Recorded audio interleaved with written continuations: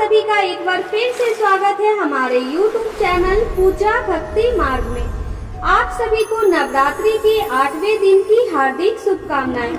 आइए नवरात्रि के 8वें दिन सुनते हैं माँ महागौरी की कथा। देवी भगवती के 8वें शक्ति स्वरूप को माता महागौरी के नाम से जाना जाता है। माँ महागौरी के पूजन का विशेष दिन नवरात्रि का 8वां दिन होता है, जिसे महाअष्टमी भी कहते हैं।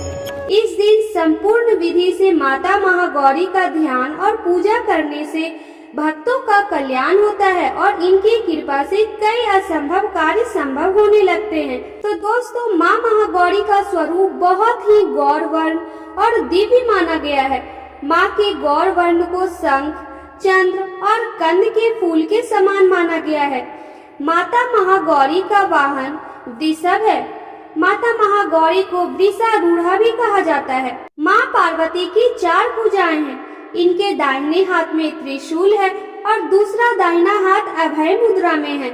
माँ ने बाएं हाथ में डमरू धारण किया हुआ है और एक अन्य बायां हाथ वर मुद्रा में है।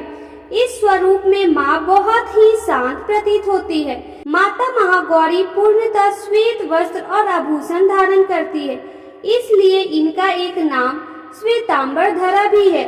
अब मैं आपको सुनाती हूँ माता महागौरी की उत्पत्ति की कथा। पुराणों से पता चलता है कि अपने बाल्यकाल से ही माँ पार्वती मन ही मन भगवान शिव को अपना पति मान चुकी थी। भगवान शिव से विवाह करने के लिए माँ पार्वती ने कई वर्षों तक कठोर व्रत और तपस्या की, जिससे उनका पूरा शरीर श्याम वर्णी अर्थात काला हो गया।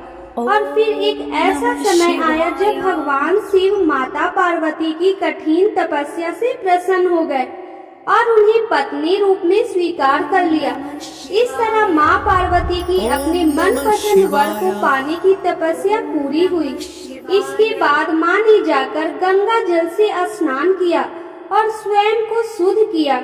वर्षों तक किए गए कठिन तप और उसके बाद किए गए गंगा जल स्नान से माता का रूप अत्यंत गौरवर्ण और कांतिमय हो गया। माँ की आभा एक शंख और चंद्र के समान श्वेत हो गई और इसलिए उनके अति गौरवर्ण के कारण उन्हें देवी महागौरी के नाम से जाना जाने लगा। चलिए अब जानते हैं नवरात्रि के 8वें दिन माता महागौरी की पूजा से जुड़ी और भी जानकारी और इनके क्या लाभ है। माता महागौरी छाया ग्रह कहे जाने वाले राहु की शासक है, इसलिए जो साधक राहु के बुरे प्रभावों से पीड़ित है उन्हें माँ महागौरी की पूजा अवश्य ही करनी चाहिए। इससे उन्हें राहु दोष से होने वाली बाधा से मुक्ति मिलती है। महाअष्टमी के दिन विवाहित महिलाएं अपने सौभाग्य की रक्षा के लिए देवी माँ को चुनरी जरूर चढ़ाएं। महाअष्टमी के दिन बहुत से घरों में कन्या पूजन किया जाता है। कन्याओं को साक्षात माँ दुर्गा के रूप में माना जाता है, इसलिए इस दिन कन्याओं को घर बुलाकर उन्हें हलवा, पूरी, खीर, चने आदि का भोजन करवाने से माँ आदि शक्ति सारे दुखों को दूर कर सुख का आशीर्वाद देती है। अब मैं आपको बताती हूँ माता महागौरी की पूजा विधि। माता महागौरी की पूजा के लिए सुबह जल्दी उठकर स्नान करें और साफ खासकर सफेद रंग के वस्त्र पहने। पूजा स्थल को साफ करें और गंगा जल छिड़ककर उसे शुद्ध कर ले। माँ महागौरी की मूर्ति या चित्र को स्थापित करें। माँ का ध्यान करें और उन्हें गंगा जल से स्नान कराएं। माँ महागौरी को सफेद वस्त्र, रोली, कुमकुम, अक्षत, दूध और नारियल की मिठाई अर्पित करें। माता को भोग में हलवा, पूरी, चना, नारियल और विभिन्न प्रकार के फल चढ़ाएं। माँ के मंत्रों का जाप करें और माँ की कथा सुनकर आरती करें। कन्या पूजन करें। अष्टमी के दिन 9 कन्याओं को देवी का रूप मानकर भोजन कराएं और उन्हें उपहार और दक्षिणा देकर विदा करें। पूजा के अंत में दुर्गा चालीसा या दुर्गा सप्तशती का पाठ करना भी बहुत शुभ माना जाता है। माता महागौरी को प्रसन्न करने से सुख, सौभाग्य और धन ऐश्वर्य की प्राप्ति होती है। ये पूजा समस्त पापों का नाश करती है और हमारी मनोकामनाएं पूर्ण करती है। 8वें दिन की पूजा से समर्पित जीवन साथी भी मिलता है। माता महागौरी का ध्यान करने से साधकों में सात्विक विचारों की वृद्धि होती है और उनका चंचल मन एकाग्र होता है।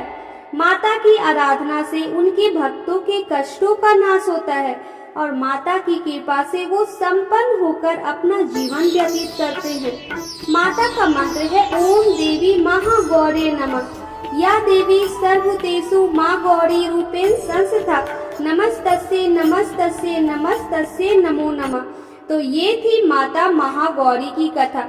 आपको आज की ये कथा कैसी लगी कमेंट करके जरूर बताएं। वीडियो अच्छी लगी हो तो लाइक जरूर करें और अगर अभी तक मेरे चैनल पूजा भक्ति मार्ग को सब्सक्राइब नहीं किया है तो सब्सक्राइब करना ना भूलें। जय माता दी।